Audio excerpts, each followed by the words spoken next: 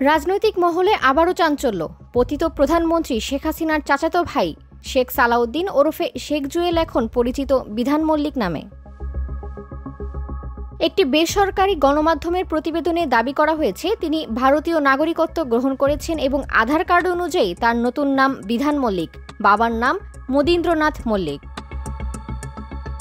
সাবেক সেনা কর্মকর্তা মুস্তাফিজুর রহমান তার ভেরিফাইড ফেসবুক অ্যাকাউন্টে দেয়া এক পোস্টে লিখেছেন, শেখ জুয়েল এখন বিধান মল্লিক, হাসিনার চাচাতো ভাই নিয়েছেন ভারতের নাগরিকত্ব। এ বিষয়ে বাংলাদেশের মেক্সিকো সহ 7টি দেশে নিযুক্ত রাষ্ট্রদূত মুশফিকুল ফজল আনসারি মন্তব্য করেছেন, হাজার বছরের শ্রেষ্ঠ সন্তান পিতার উত্তরাধিকার শেখ পরিবারের কি একটা অবস্থা। এ নিয়ে উঠছে এখন নানা রকম প্রশ্ন।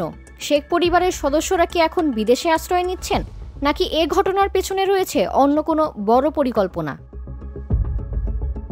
রাজনৈতিক বিশ্লেষকদের মতে এটি শুধুই ব্যক্তিগত সিদ্ধান্ত নাকি এর পেছনে রয়েছে কোনো কূটনৈতিক সমীকরণ তা সময়ই বলে দেবে। তবে শেখ পরিবারের সদস্যদের এমন পাল্টে যাওয়া পরিচয় নিয়ে আলোচনা আরও তীব্র হচ্ছে। Desk report, metro TV.